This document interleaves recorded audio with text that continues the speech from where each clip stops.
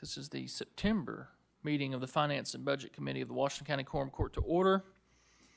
I think we'll open with adoption of the agenda. We had prayer and pledge at the first committee meeting, if that's okay with the body. I have a motion to adopt the agenda by J.P. Wilson. Second by J.P. Duncan. All those in favor? The agenda has been adopted. Excuse me. Monthly reports. First up, Treasurer Hill.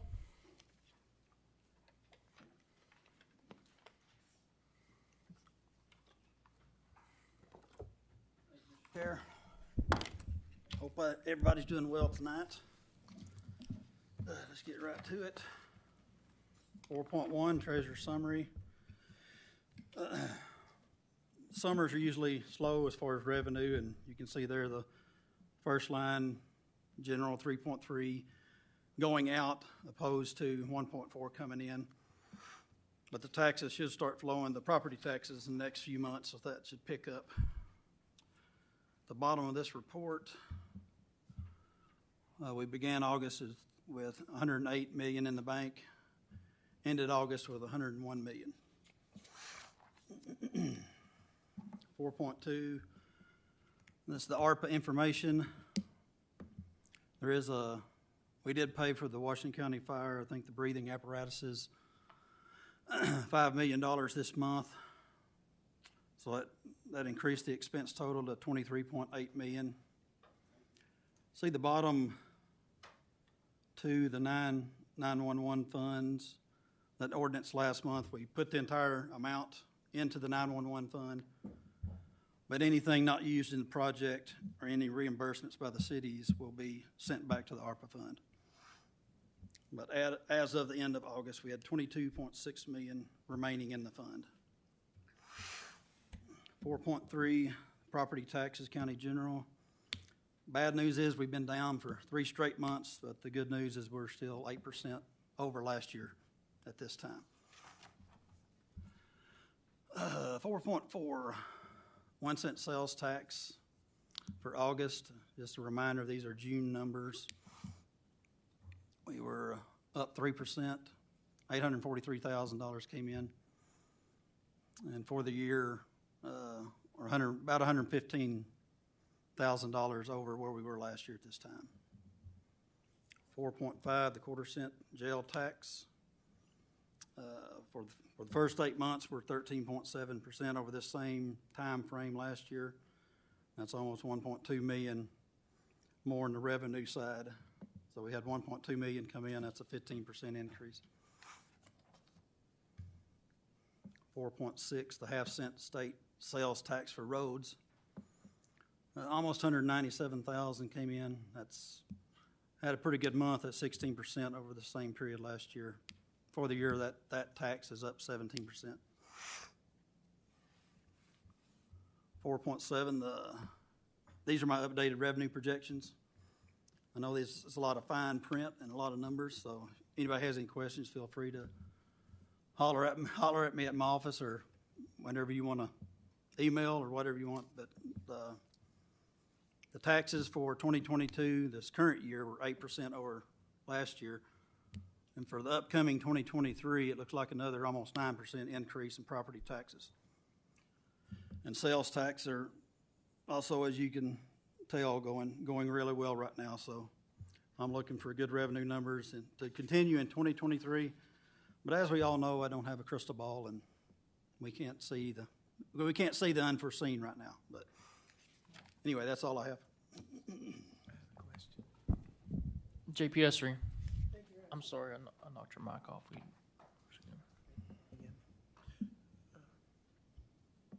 Thank you very much. I just I've always wondered this and never asked the question, and that is on our percentage of sales tax, why is it different percents for different things? You would think that a percentage of Washington County taxes would be X number of dollars no matter what fund it came from. I kind of anticipated that question. It should be in normal years, the 1 cent sales tax and the quarter-cent jail tax would be the same percent. But as you recall, last year we had the census, and that took 2%. We were We used to be at 18.47% of the 1 cent. Now we're at 16.4 of the 1 cent. So we dropped 2 percentage points, so that's going to skew the numbers for a year. And I think around October, you should start seeing those percents line up again. It had to get through that full year of the percent going down, so that should straighten itself out. You're welcome. Additional questions for Treasurer Hill? Thank you, sir. Thank you. Stick around, we might need you. All right, I'm not going anywhere. Next item on the agenda is the employees' insurance report by Mr. Angel. Good evening, sir.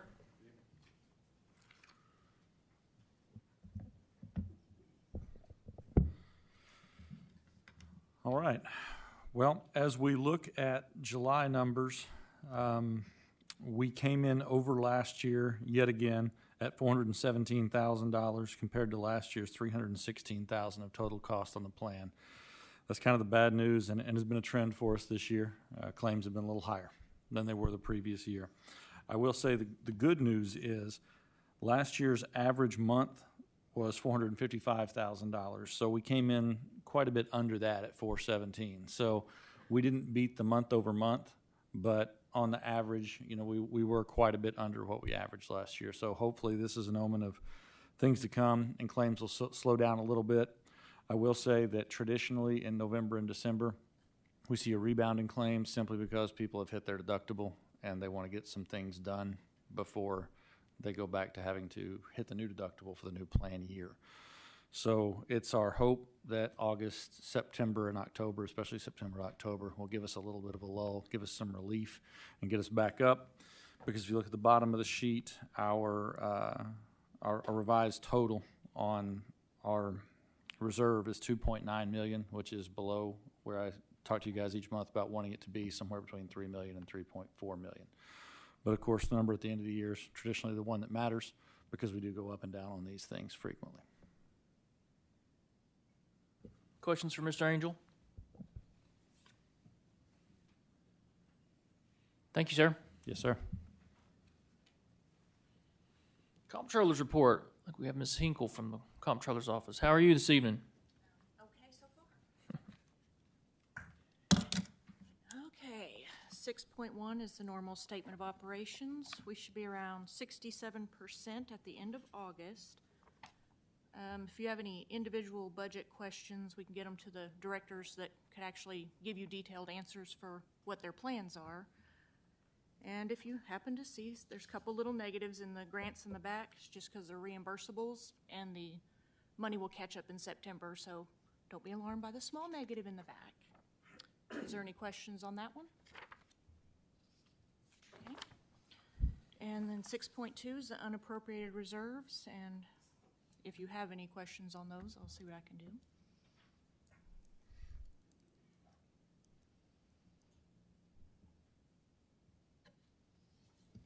Questions for Ms. Hinkle? Thank you, ma'am. Thanks.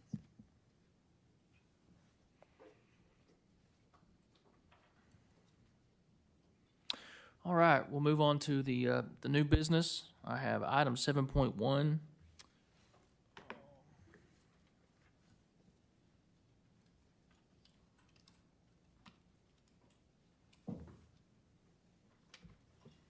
I've already lost some of my paperwork. Give me just a second.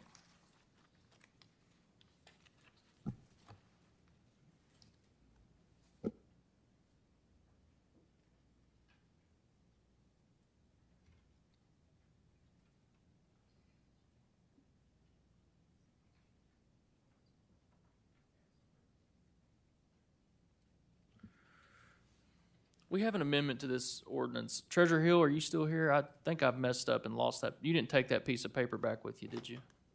I don't think so. You need to come up there and explain. Yeah, will you come up here and explain this amendment we need to make to this ordinance?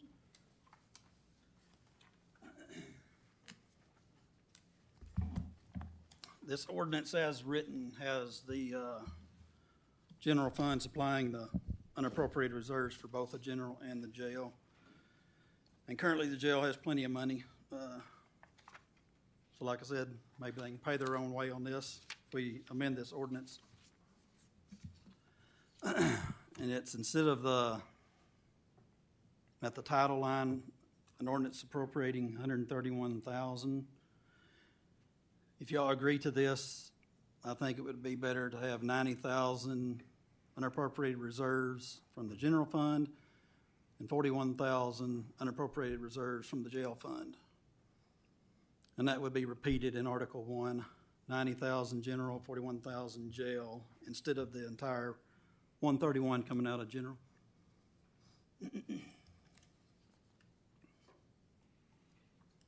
I'll make that motion to amend the ordinance, taking $90,000 from the sheriff's unappropriated reserves, from the general unappropriated reserves, and also $41,000 from the jail operations, right? What fund is that again? 41,000 unappropriated reserves? Unappropriated reserves, jail fund, 3017.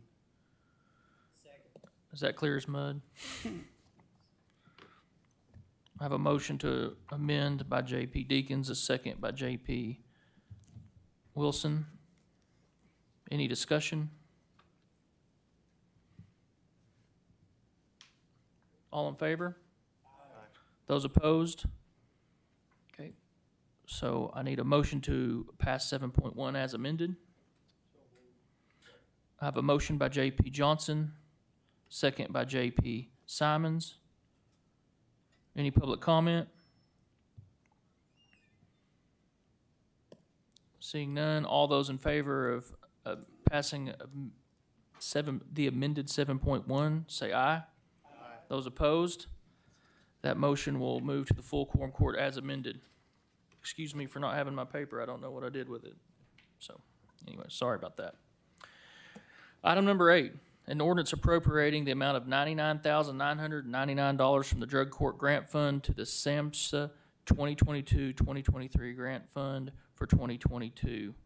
Washington County has remaining dollars in that fund, and they want to appropriate that to the drug court funds that support those programs. Do I have any discussion or motions? J.P. Duncan? I move passage of item 8.1 to the full quorum court with a due pass recommendation. I have a motion to pass item 8.1 to the full quorum court with a due pass recommendation by J.P. Duncan.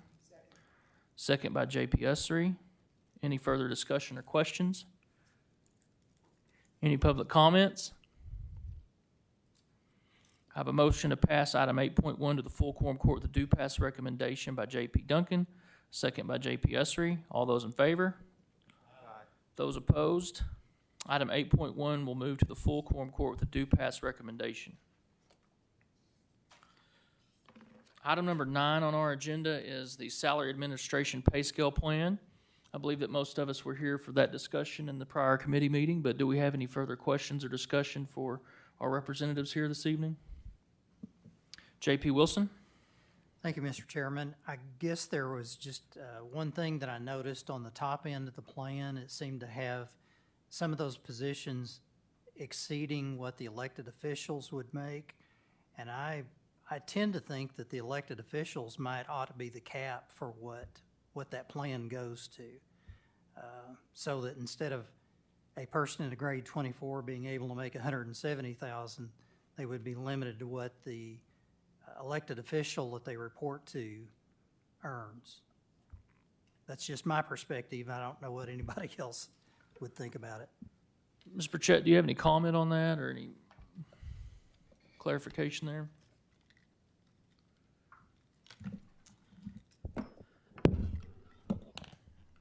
So the program that we prepared for you was based on Benton County's numbers.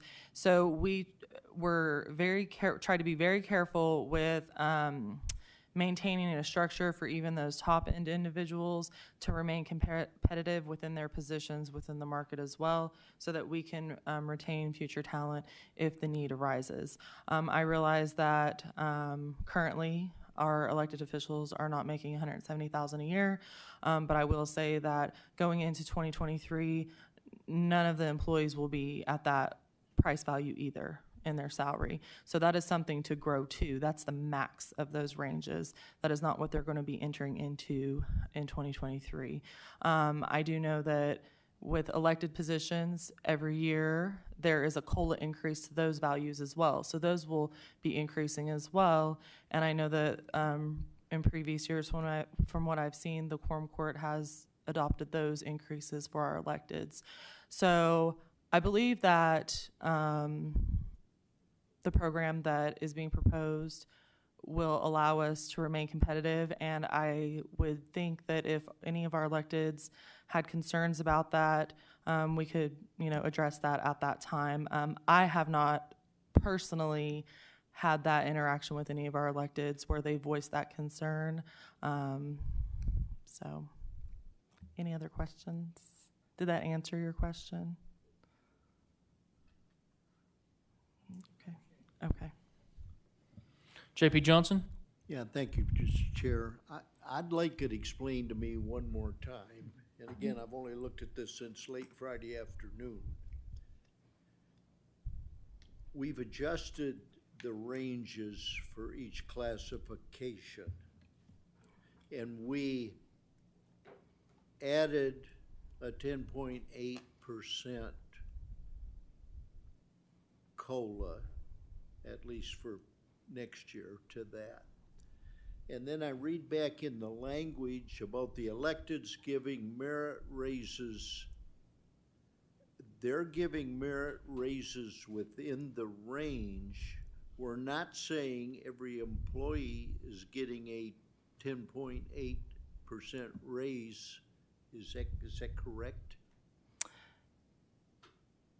That is correct. So what we applied the 10.8 COLA, cost of living, to the pay structure, not to the individual. As a result of that, we did adjust the employees into the new structure and take into account their years of service, their any type of COLA, previous COLAs that they would have earned, and got that difference of calculation to help maintain the structure for the employees so that all of our employees weren't going back to the minimum of the new structure if it was to pass, to remain competitive, like to have competitive pay within our workforce still. Within the rules that you're referring to, it does refer to electeds being able to give merit increases once a year to those employees who they felt or feel have gone above and beyond in addition to their annual performance rating as well as their longevity. So those are, not every employee every year is going to get a merit, is basically what the policy says. But that is at the discretion of that elected over that department. Thank you. I understand that, and I'm 100% for merit raises. That's the only raise I've ever gotten. So, a couple questions in there, just picky detail questions. I'm on page 5. Oops, that's the wrong one. Hang on a minute. Page 6, it states that salary exempt classified employees who are department heads automatically receive a merit increase of 3%. Now, I have two problems. Okay. Saying automatic and merit in the same sentence doesn't work for me. And why would a department head be treated any different than anybody else?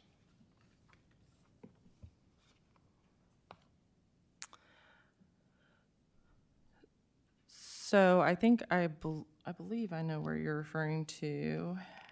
I think it's on page 7. Is it page 5?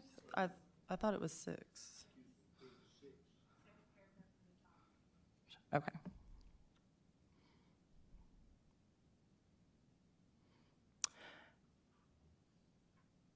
So those are for employees who are not hourly based, so salary exempt employees. It's written in there that they would just receive an automatic 3%.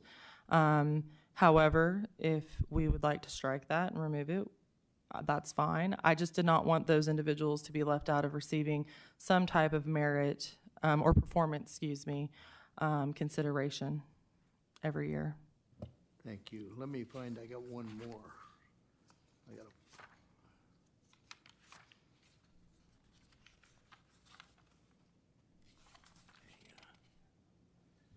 I'm on page 3, paragraph 4, where it explains that non-exempt employees are, or it says exempt employees are not required to be paid overtime or receive compensatory time. My question, does that prohibit compensatory time? Are we at bullet point 2 on page 3? Is that where you're referring to in the definitions? Yeah, okay. So if you're going to have a salary exempt employee under federal wage and hour law, there are certain qualifications that have to be met for an employee to be exempt. And so you cannot pay them overtime compensatory time if they're exempt. They have to truly be treated as exempt classified. So exempt employees are not eligible for any type of overtime, and compensatory time is a form of overtime. So It prohibits compensatory time. yes, sir, that is correct, because we have classified them as exempt.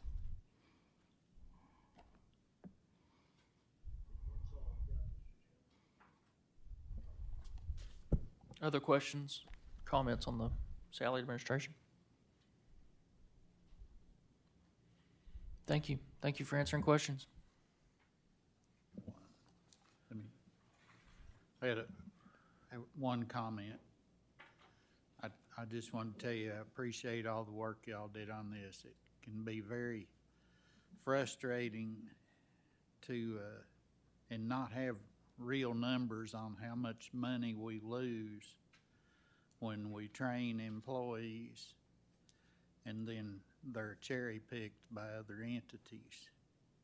So what you're doing is, it's beneficial to the taxpayers of Washington County, and we tend to lose our best employees when we're not able to pay them what we need to keep them here.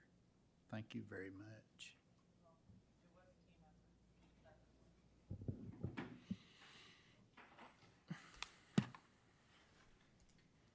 Thank you, ma'am.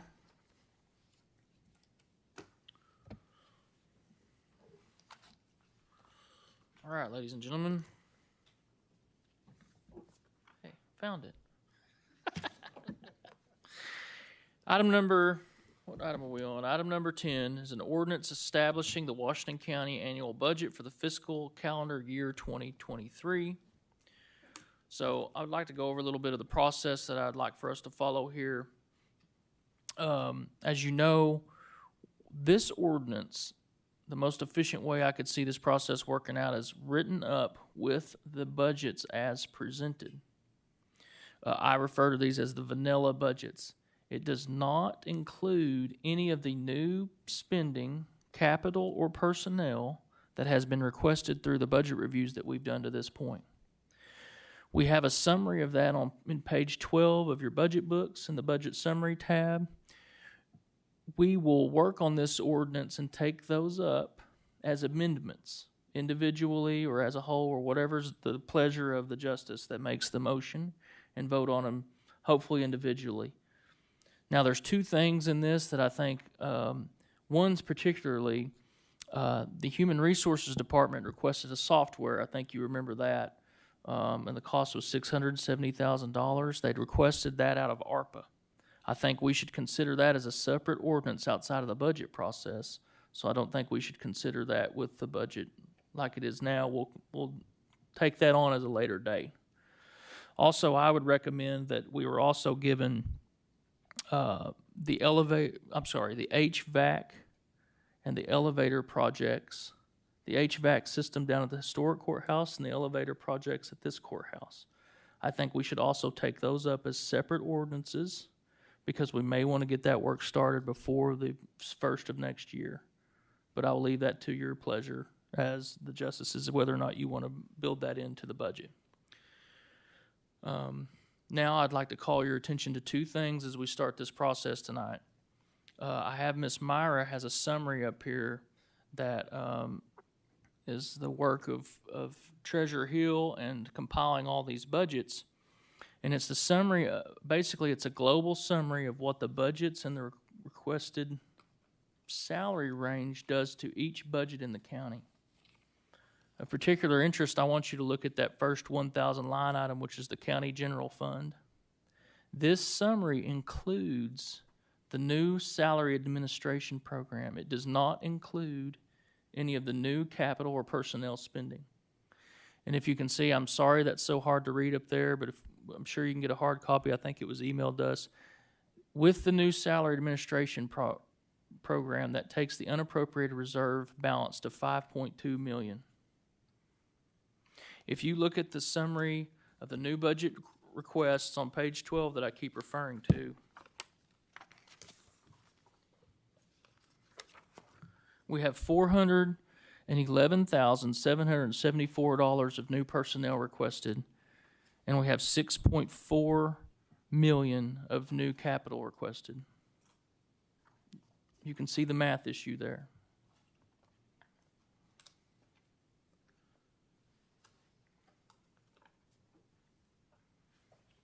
The first page of that's on page 12, the second page is on page 13, and those two columns add up. And you can see here in the comments section on the right column, there's all the new spending that was requested throughout the budgets, the capital or otherwise.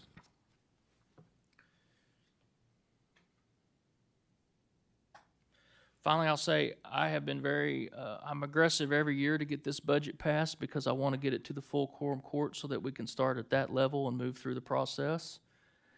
I think we've all had this new salary administration program dropped in here on us kind of at the last minute just because the work was finishing up. No fault to anyone there, just the timing is a little bit problematic for us for our work at the Budget Committee. And so I would also say I have no problems rolling this ordinance to the October budget meeting if we want more time to look at all this spending in concert with the salary administration plan. And with that, I'll open it up to you guys.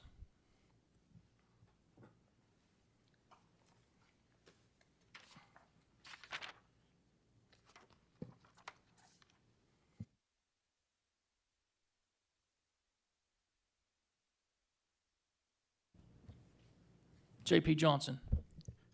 My initial reaction is if we're truly think we're going to make the salary plan work, we need to look at skinning down everything on this list that we don't absolutely need. And just for the future and what this is all going to cost, I think we've got to be very conservative on the other issues. Thank you, J.P. Johnson. Any other discussions? I want us to study this. There's no rush tonight. I've got all night.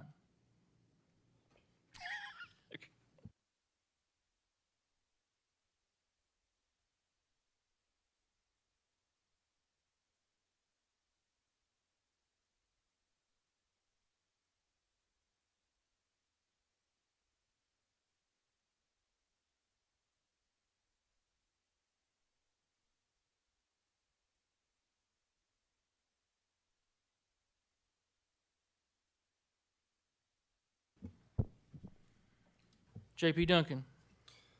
So separate from the capital request that we have outlined, just going back to my notes from the previous budget and finance meetings, there were several requests in the collector's budget, in the circuit clerk, in the assessor's budget for special legal line items. And I know some of those were coming out of automation fund, but to me, we have an county attorney on staff with the county that can manage that. And if we have special legal situations that come up that are outside of the county attorney's purview, then I think we should seek that out and that should come back before the court. I don't have the number for the collector, but I've got $75,000 for the circuit clerk, $20,000 for the assessor. So I think those three need to be removed. So I don't know if it's appropriate now to make that motion to remove the special legal line item from all budgets.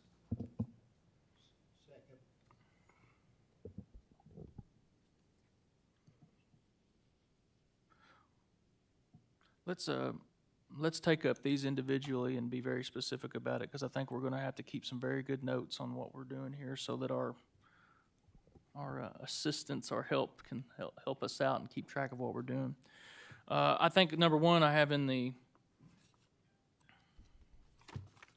circuit clerk budget. It's budget 3006, the recorder's cost fund, 0128, I'm sorry, recorder's cost, and that's line item 3005.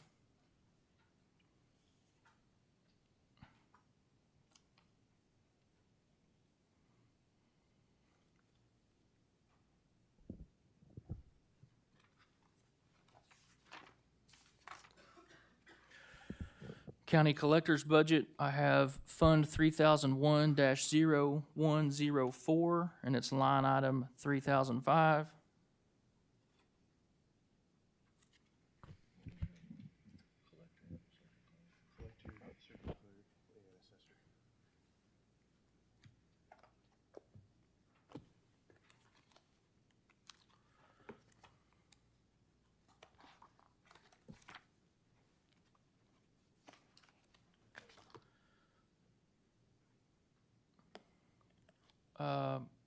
Assessor, I have 1,000 general fund, department 0105, line item 3005.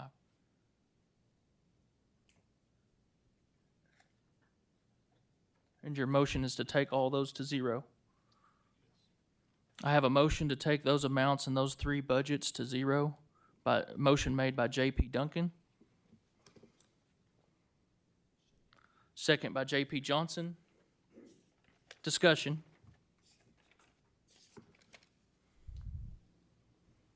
J.P. Esri? Yes, I have a real concern here that the reason they're asking for these is that they have to have answers in a timely manner from the county lawyer, and there's not enough time. And that's it's a real issue. There's some time constraints that we're having trouble meeting those needs because he has so many other things to do. I think if we remove them, we're going to put them in a bind, and it's going to create further problems. So I think that's why they ask for them, and we might have them explain that to us if we need to, but that's my understanding. Thank you. J.P. Simons. Thank you, Chair. I think it's important for us to keep note that there's a special legal line item for the county attorney, and we did approve one for the sheriff as well. So are we talking just cherry picking these three, or are we talking about doing away with all special legal? And if so, we would need to include those two, or we're getting into dangerous territory of picking and choosing, and we'll need to justify why some deserve it and some don't. Also, I think it's worth noting that if we're talking about professional services line item and being used specifically for legal, is this a function of the fact that right now our county attorney is wearing multiple hats, and hopefully, and we don't have a deputy county attorney, and hopefully we're about to rectify that. And upon this new administration, are we still going to have multiple hats being worn? Which, I mean, you only have so many hours of the day to do your tasks. So I think those are all worth consideration here.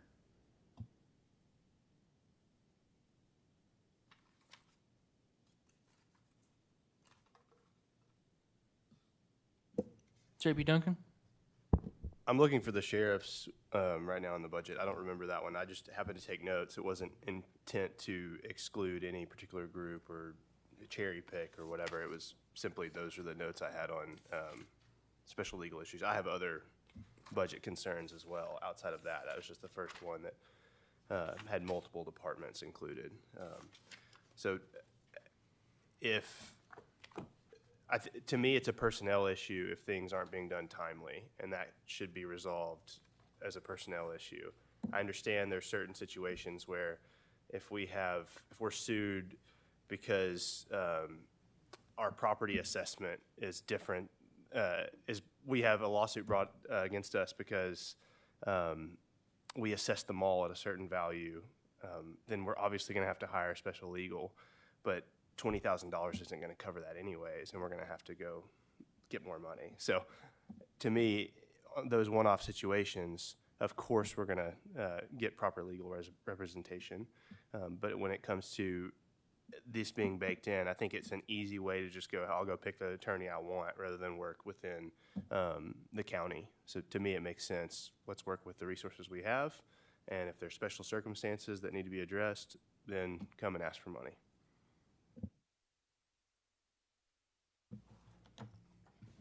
Discussion?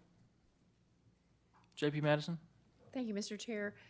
I just wanted to say that I think that the county's legal responsibilities, whichever elected official you're talking about, are something that can't just always be handled as a personnel issue because there are deadlines, there are legal obligations.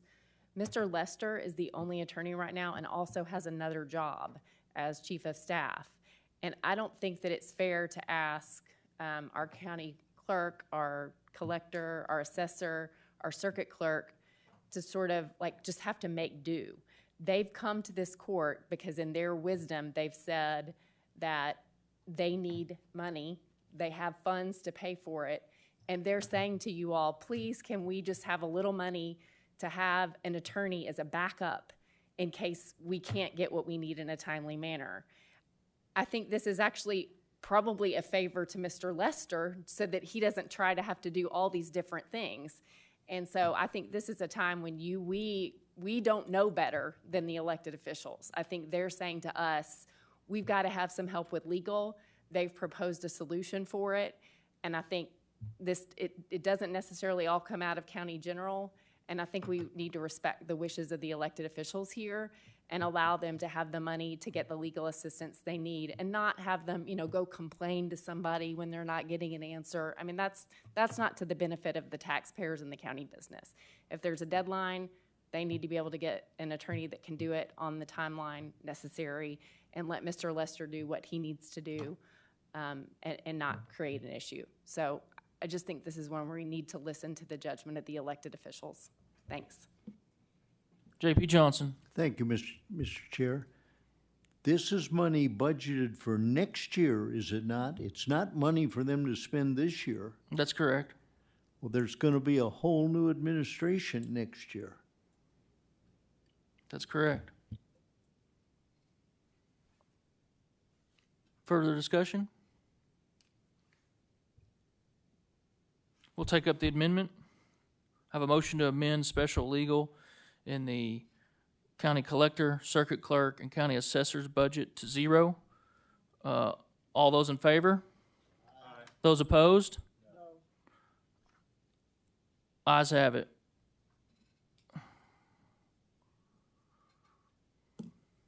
Further discussion on the budget?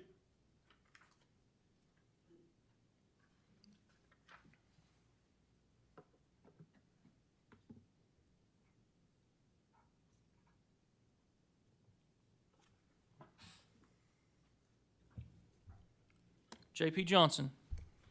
Yeah, thank you, Mr. Chair. I'm looking at the request from the Building and Grounds folks, and it would be my suggestion that in lieu of the salary increase proposal, that we not add the new positions or the raises that were requested.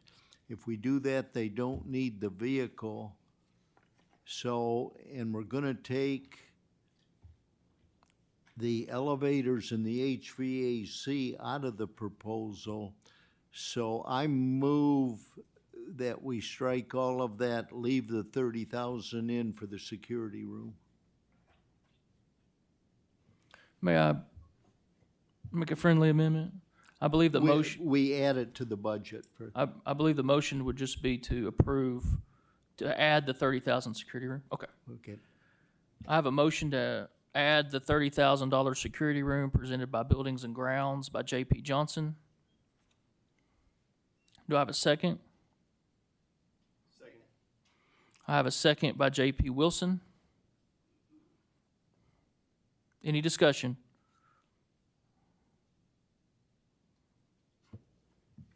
JP Simons. Thank you, Chair. JP Johnson, can I have you go through that thought process once more? I want to make sure I understand this. So we're proposing not adding the 2 positions, which would alleviate the need for the raises, which would alleviate the need for the vehicles corresponding to them. But what about the elevator? Oh, we're removing that as a, gotcha. Discussion.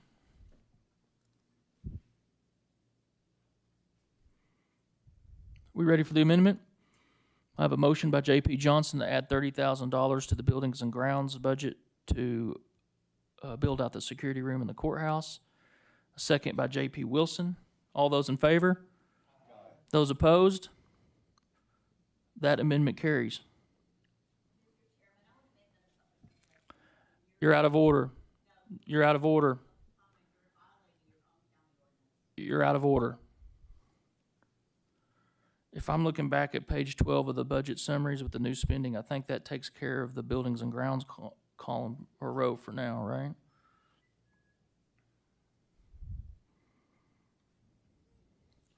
Further discussion?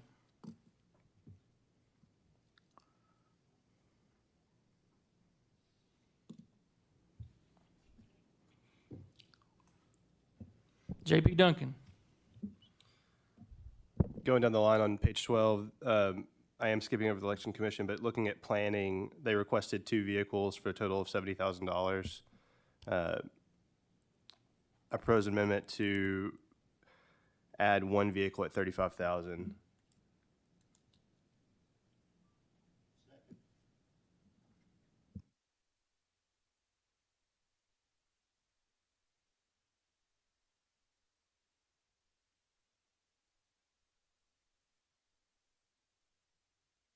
I have a motion by J.P. Duncan to include 1 vehicle at $35,000 for the planning department, and I have a second by J.P. Johnson. Further discussion?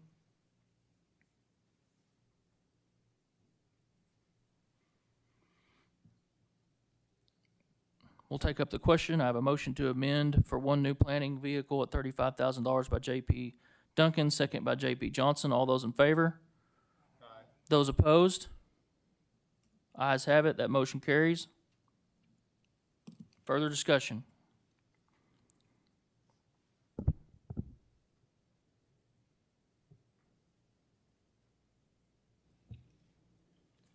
J.P. Johnson. Yes, thank you, Mr. Chair. I move we add the universal power supply for the server room for the IT department. That costs us $30,794. I have a motion to approve the universal power supply for the server room at a cost of $30,794 as presented by J.P. Johnson. Second. I have a second by J.P. Duncan. Any further discussion?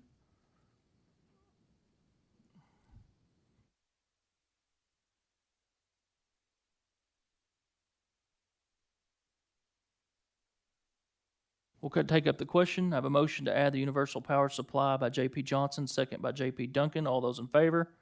Aye. Those opposed? Motion carries. You're out of order. That's your last warning. If you don't quit interrupting the proceedings, I'm going to invite you to spend your time somewhere else this evening. Does that make sense? You're out of order. You're out of order. That's your final warning. Further discussion on the budget?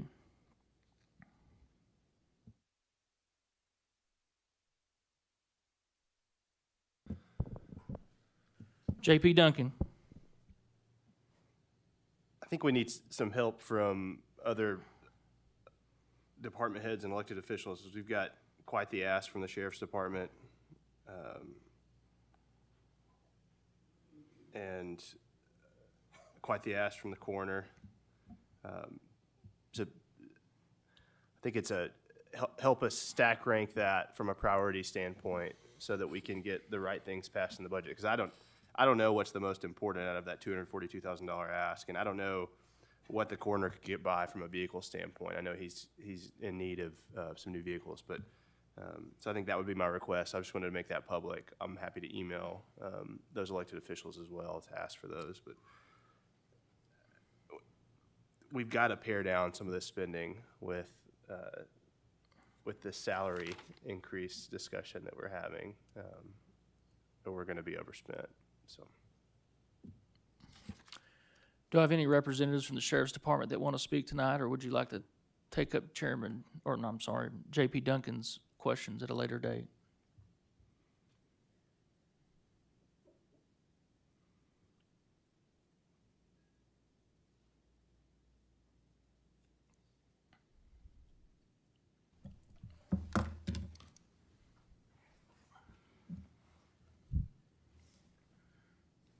J.P. Duncan, do you have specific questions, or would you like Captain McConnell just to comment generally? So it looks like you're inquiring on the 238,000 on the supply line item on the sheriff's budget? yes, help us understand priority rank on those. If you walk us through what's number one, what's number two. So our biggest line item is going to be our 97,000, which is fuel, which, I mean, I budgeted at $4. I'm sorry, I think we're talking about the increased capital ask. The total was $242,986. I have that made up of $11,694 of the early intervention software, the $168,867 of the MVRs, and $62,425 of the body worn cameras. Well, I think my request would be also probably email a target goal, what you're wanting us to get at, and let us try to prioritize that on our end. I know we are looking for grants. I don't know that they've came out yet. I mean, obviously, if we get the grants, we can cut some back on that side on the body cameras and stuff. Sure. But I think as far as the community side goes, I think the body cameras and the early intervention is a priority of ours that we'd like to see forward on that side. But I think that's more of a staff discussion on that side. What do you think the timeline is on understanding grant funding? It just depends upon that individual grant. I think that grant ends this month, so we should know something later this month as far as if we get approved or if we don't get approved. And if we don't, we'll reapply because we do have other areas that we'd like to continue with the body cameras. Okay. Thank you. So JP Duncan, you're going to report on that back to the committee? Wait, I'm sorry. I'll ask him a question. Yeah, okay, just a second. Okay. Mr. Chairman, I think, so it sounds like the number one priority rank is body worn cameras. It's a $64,000 ask, but then we'll find out later this month on grant funding. And then the early intervention software, those seem to be paired. I think it'd be curious to hear from the body, or at least from the committee, is what's our target budget to stay within from a capital outlay standpoint for this year? Can we do the first two and hold off on the MVRs, or do we need to do a hybrid approach there? Yeah. So I know it doesn't answer the question, but. JP Esri? Thank you. I just didn't want you to leave. That's the only reason I interrupted. My question is, on the early intervention software, if I understand it correctly, that would actually, we would retain people and it'd be a cost savings, that investment. Is that, am Correct. I down the right track there? Correct. That's my understanding is that as well. And as far as I know, and the IT director can also count on this, but I'm pretty sure on like the MVRs, they're at the end of life, so that's something that we're going to have to replace. We're not going to have them in the vehicles. So, I mean, it's just something we're going to have to talk about on the staff side to see, let y'all know exactly where we're at on that. If you got a dollar item that you want us to try to hit. Thank you.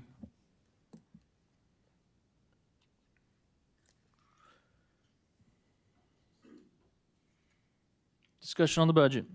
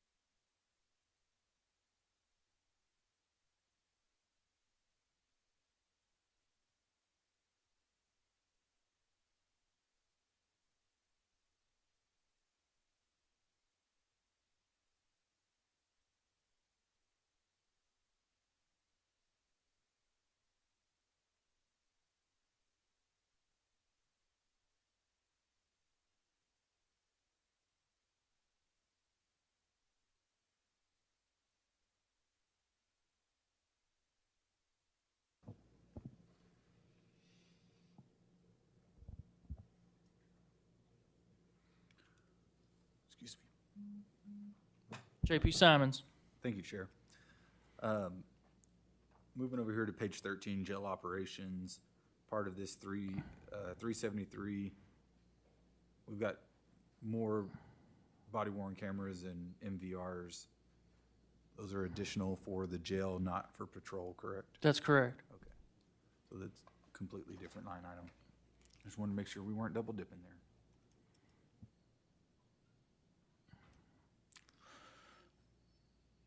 I want to make a motion over on page 13. We had a remodel request from our county collector of $100,000. I believe that was the renovation of the Springdale office. Jump up if I'm misrepresenting that. But I would like to make a motion that we approve that into the budget, amend the budget to include that. Second. So I have a motion to include the $100,000 Springdale office remodel for the county collector. Motion by J.P. Deacon, second by J.P. Johnson. Any discussion on that item?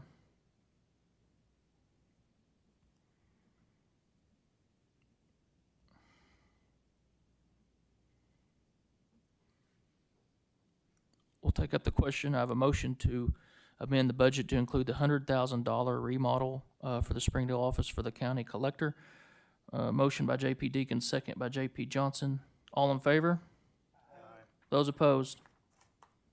Motion carries.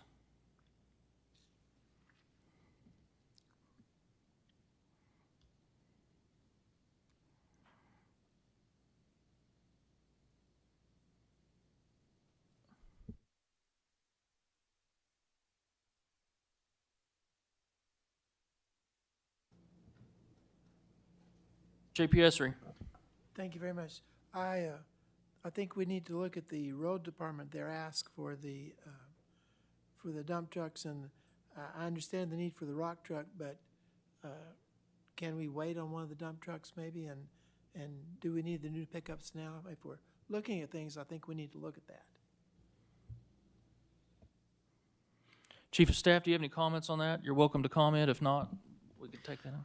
My only comment would be that when we're talking about the salary increase, that's a general fund item that's a heavy lift, and this is all coming out of our dedicated road fund. It has no impact on the general fund. And so if these items are not, if they're not budgeted for and purchased, that money will just continue to sit in the unappropriated road fund.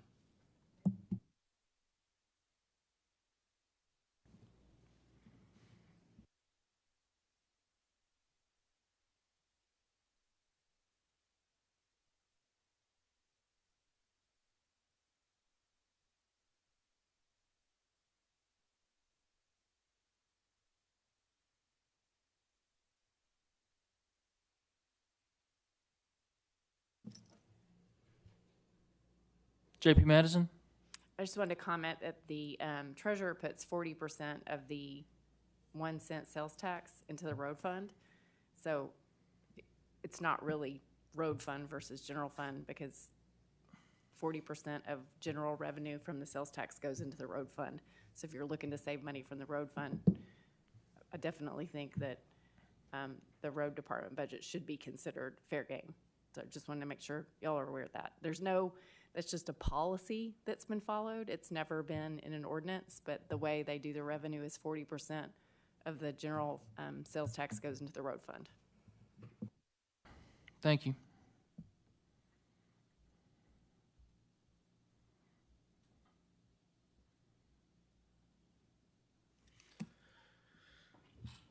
JP Johnson. Thank you, Mr. Chair. I'm looking at the Veteran Services line item. I move we add the basement build-out to the budget.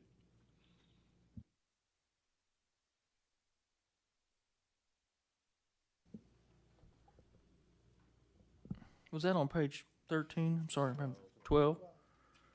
Okay, I have a motion by J.P. Johnson to add the Veteran Services basement remodel at $60,000 as presented, and I had a second by J.P. Duncan. Any further discussion?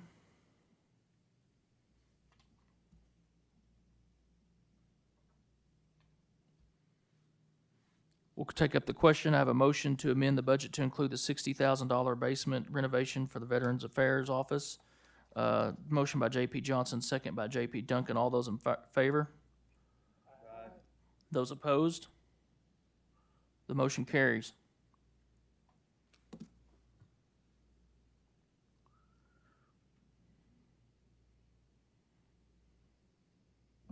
J.P. Simons. Thank you, Chair. I've missed one, maybe two budget meetings. Do we have somebody from the Public Defender's Office that can fill me in on this office renovation? And good Lord, are we that out of space that we're converting closets into offices now? Yes?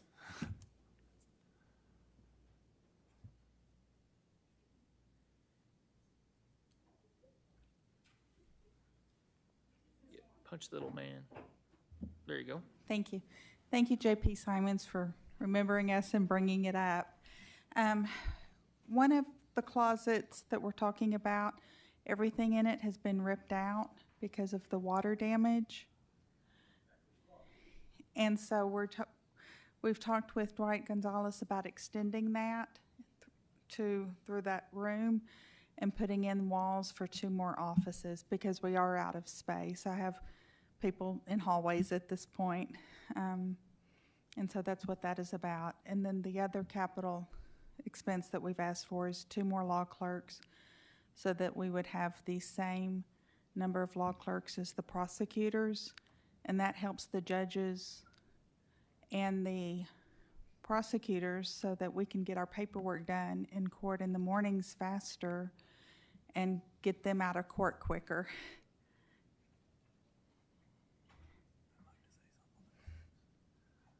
And just to add, I think when you toured, if you remember that closet, it was. Mr. Chancellor, you got to bring that microphone over closer to your mouth. I apologize. Sometimes I get told I'm too loud, I guess. That closet that had the water damage, that is to wall that off and make 2 additional offices back there. And I think, as she said, Dwight Gonzalez has consulted on that. I think that was his number. I'm not sure that it would take all of that. That was the number he told us to ask for that. And just to be clear, when we say we have people in hallways right now, that's the support staff, but we don't even have enough offices for attorneys. So some of the attorneys are having to share locations to meet with clients or things like that. We kind of have to move that around. So those offices would be for attorneys. The support staff is still, we've kind of gotten our break room, some in the conference room, if you remember when you came and saw, and some of that. The clerks, I would just like to add this. I understand what you're talking about. I think the salary program that was mentioned earlier is a wonderful thing. But I do want to reiterate one thing about these clerk spots. It's what I call and this may not be a correct term, but it is a force multiplier. Those are basically $15 an hour spots. And for that $15 an hour, you are affecting transport, the sheriff's time that they take to put those inmates in front of the cameras to do those interviews that are Monday, Wednesday, Friday, Tuesday, and Thursday for arraignments, Monday, Wednesday, and Friday for 8.1s. So those very low-paid positions comparatively are going to directly affect how much time transport's taking. You're talking about judges and court reporters that's affecting their time also. And basically, I just want to make very clear that every hour that one of those clerks is putting in is an hour you're not paying an attorney to do that. So not only are you getting very cheap labor for that, but you are getting the benefit of an attorney being able to do what an attorney should be doing at that point. So it's kind of a multiplier in terms of what you're getting for that. J.P. Madison? I was just curious why the public defender's building expenses is being deemed a public defender's expense when it's a county building. I mean, we just did the sheriff's $30,000 security room as part of buildings and grounds budget. I don't know why they're having to advocate for their own building. It just seems odd to me. It's a county building. It's not a state building, public defender's building, right? That's correct. Okay, and so, I mean, I understand like their salaries and other things are their offices expenses, but they've struggled with this building and we know how they've struggled with this building. And so I think we need to sort of think about not sort of putting it on the public defender that the building they're in needs some Yeah, I don't improvements. think anybody had to advocate for their own remodel per se. I think it's just where it was classified. Chief of Staff, do you have something to add to that? Yeah, what we did in doing this was looked at asking the people that were asking for any remodels or anything like that to be done, to be the ones requesting it, because they sit in a better position to fully explain what's going on with a remodel or a build out or something like that. The money, and the request has been that that money would be added to the Buildings and Grounds budget because they would oversee the work. But it was just an idea that maybe if the Buildings and Ground wasn't coming saying, hey, we need $3 million for a bunch of renovations and didn't get a lot of questions, it would be best served by them asking, because you know, it's just the perception's a little bit different when they're asking, and Buildings and Grounds isn't just asking for a whole bunch of stuff, and it looks like it's just a want from their side. So it wasn't against them, it was actually to help sell it, hopefully to the quorum court, by asking each individual group to come in and say, hey, we're asking for this. It will then go to Buildings and Grounds. Well, then can I just ask one thing? Does then Buildings and Grounds support their request? Yes, so Okay. Buildings and Grounds has told everyone if they've got a request, I mean, that was up to them. If they've got a request, Buildings and Grounds is happy to accommodate their request should they be approved, and we'll do everything, whether it's contracting out or doing it in-house. And those are the things that, like that figure has been looked at to kind of sub out what that is and to use some of our in-house people. And so it's not just a full, we're going to ask them to go out and find a contractor and bid and all that stuff. Okay, that helps. I think I said that exactly the opposite of what I should have said. I think everybody's advocated for their own remodels, but yeah, you got it, never mind. We'll move on with our lives. JP Simons. Thank you, Chair. With that information, I'd like to add the 30,000 to the budget. Make a motion. I have a motion by JP Simons to add the $30,000 office addition to the Public Defender's Office as presented. I have a second by JP Usry. Any discussion on the item?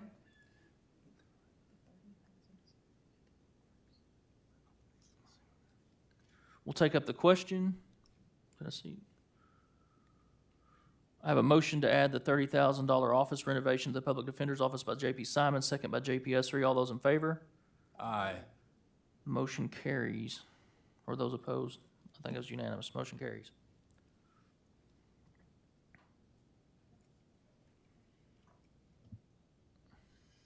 Further discussion?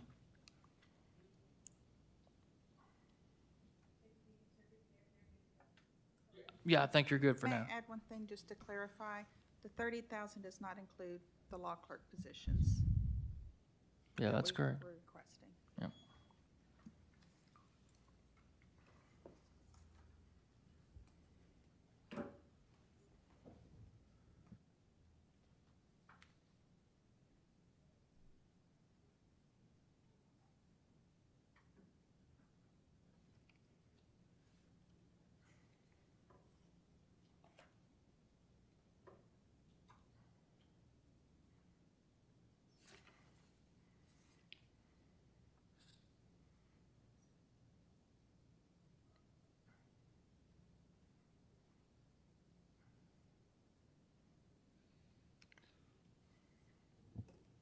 JP Simons?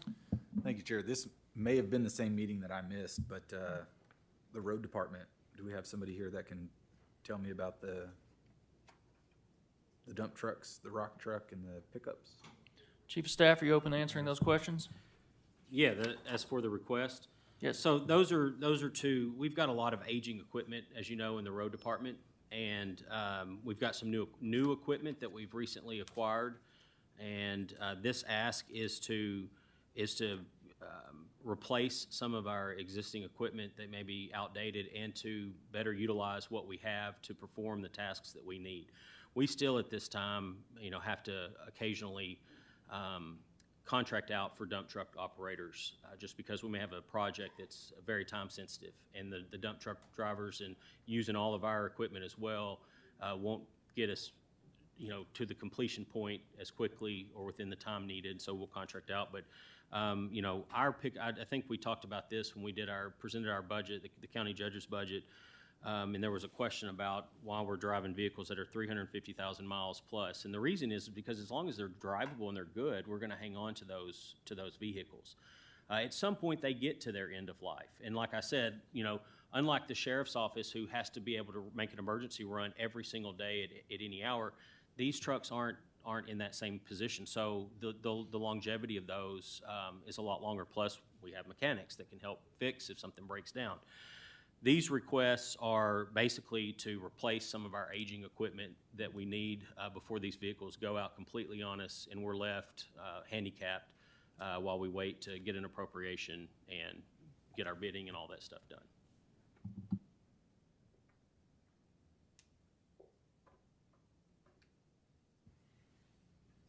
Did that satisfy your question, JP Simmons? Okay.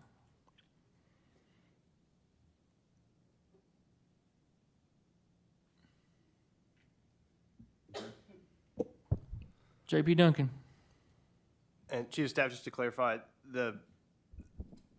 what was brought up earlier, there's 40% of general fund then goes to road, and that cannot be transferred back. So there's funds in the road department budget today that could cover this cost without going back into county general, and that money can't be moved anyways. That's in the road unappropriated. That's is and has been my understanding, and JP Madison, I believe that's. Do you understand it that way as well?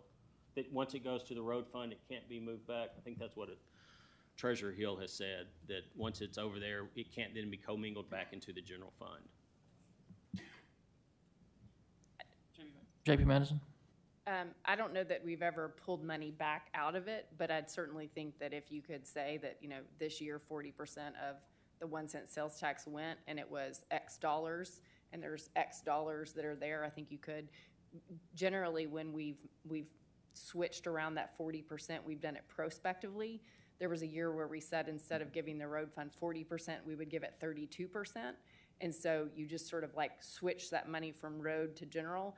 And part of the reason we did that was because if you looked at the road department's expenditures, they were going to actually have like leftover, right? So with the 40% plus the road millage plus the half-cent sales tax, they were going to have budget money left over, so then we could move it.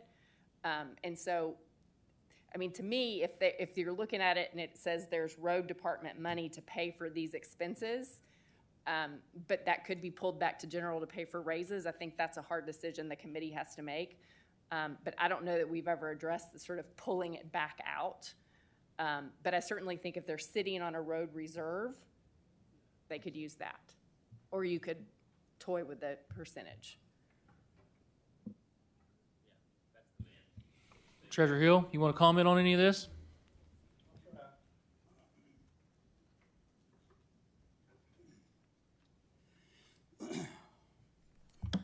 General fund can fund any fund in the county, but other funds can't fund the general fund. So once the money goes into the road fund, for any reason, it's road money. Now you can, like Eva or JP Madison said, think about next year, because I've got a revenue going into the road fund with that 40%. And you could, as a whole, could stop that or do a different percentage of that 1 cent sales tax that I report on each month. But since when the 1 cent tax was brought in back in 1981, that was kind of the guidelines. 40% would go to roads. That's what people voted on. So the court's kind of always stuck to that, but the court can move the percentages if they so choose. Thank you, sir. You're welcome. And I think it's like $3.5 million or something of that 1 cent that's going into roads this next year. I'd have to look back, but I think it's around $3.5 million. Thank you. JP Johnson? If they need the equipment and it's in a reserve, I move that we buy or if we we add it to the budget now rather than paying 25% more next year. I have a motion to include the road department request for their equipment as presented for $595,000 by JP Johnson. Second. Second by JP Duncan. Any further discussion, questions?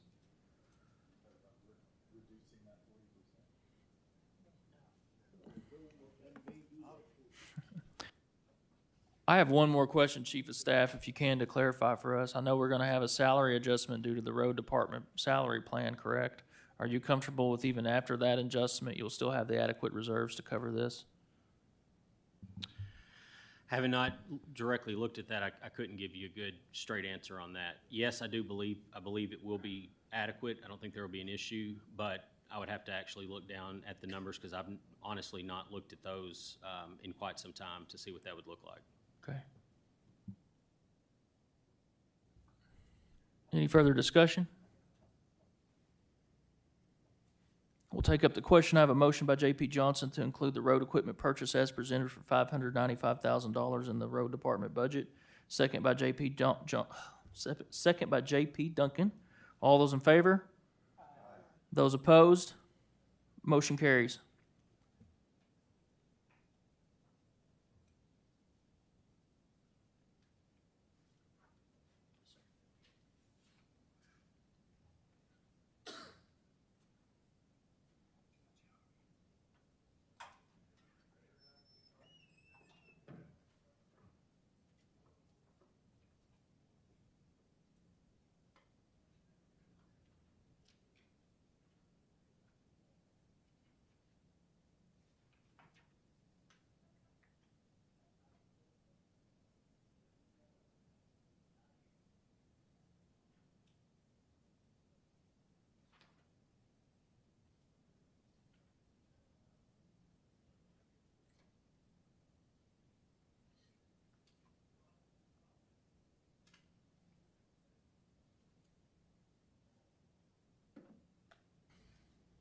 Further discussion?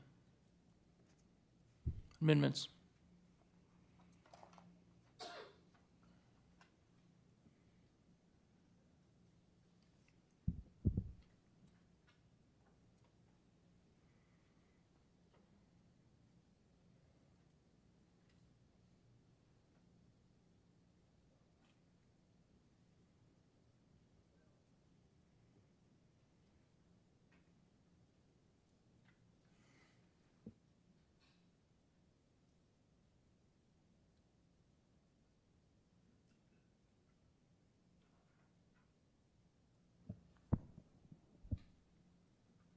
J.P. Wilson. Mr. Chairman, just a point of clarification. You said something about the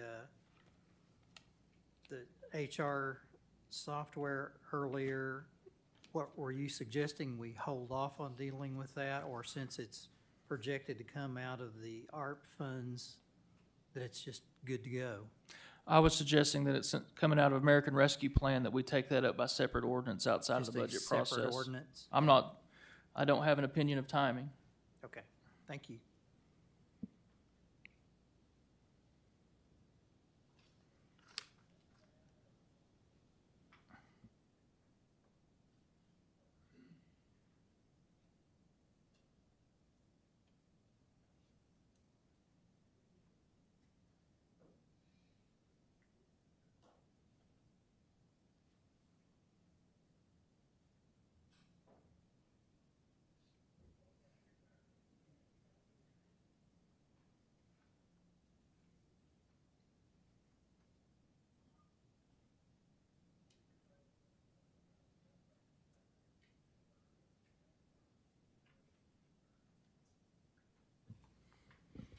We have any more actions tonight?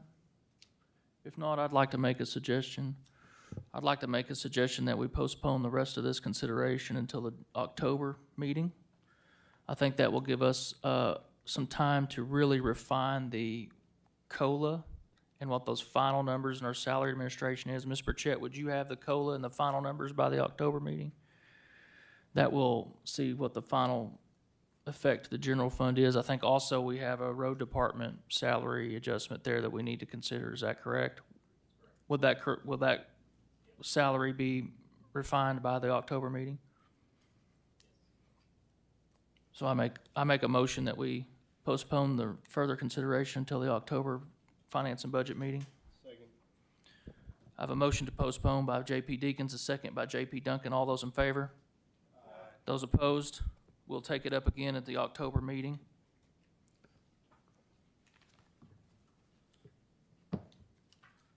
Our final item this evening is public comment. We have a 12-minute public comment period, limited to 3 minutes per person. Public comments.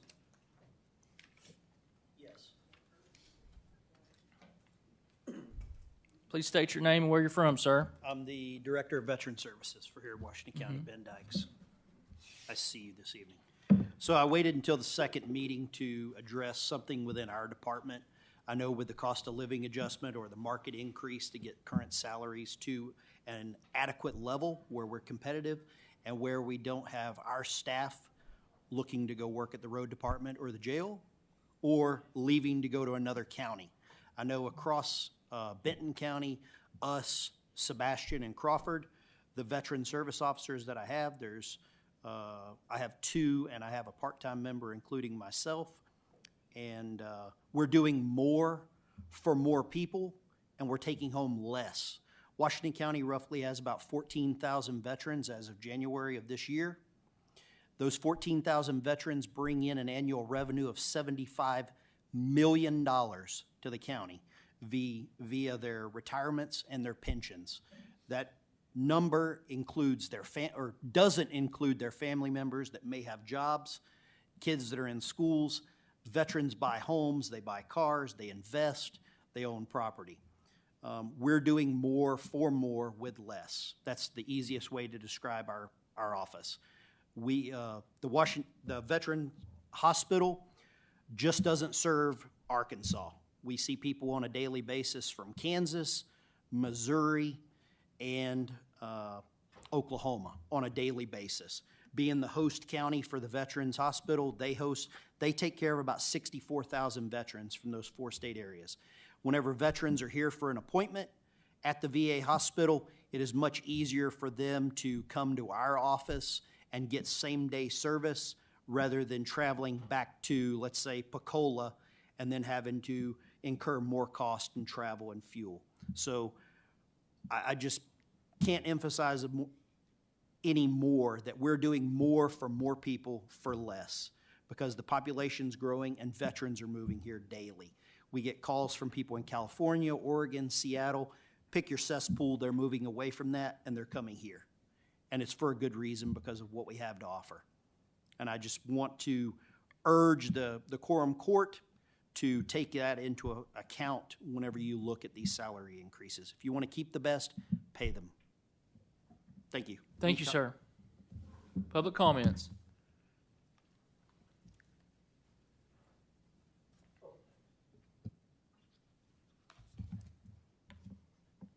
Good evening, Mr. Chair and committee. I want to address again what I Ms. brought Coger, up. we know you pretty well, but I'm will you sorry. state your name and where you're from? My name is Beth Coger, and I live at 3661 East Embry Drive in Fayetteville, Arkansas. I have a Springdale zip code, though, 72764.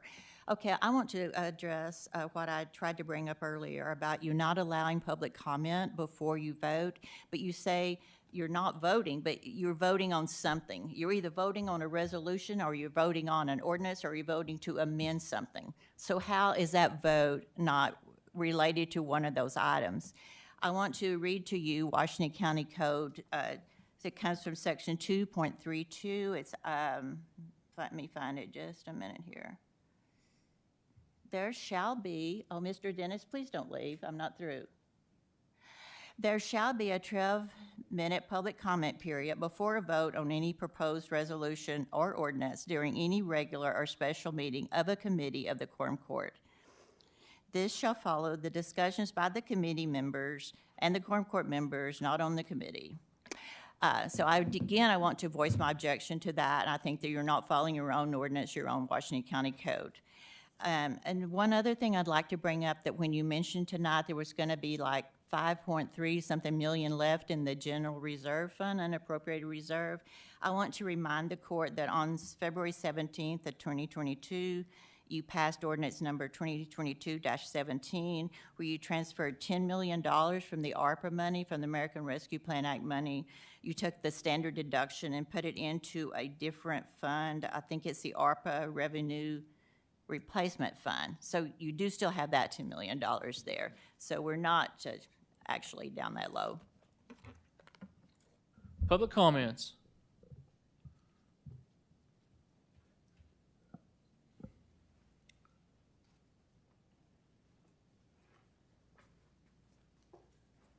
Russell Hill, Washington County Assessor. I just want to say I'm very encouraged with the work that the HR department has done in looking at this salary ordinance. Thank you guys for looking at it. It was brought to my attention Friday. I'm still looking at it, digesting everything, which I guess you are too. And so I'm just very excited about the opportunity for us to look at that and see what we can do. This Quorum Court's been very good to our employees, and I'm just very encouraged by it. And if you have any questions or would like to reach out to me during that, I'm always open to a phone call or an email. So thank you. Thank you, sir. Public comments. This meeting's adjourned.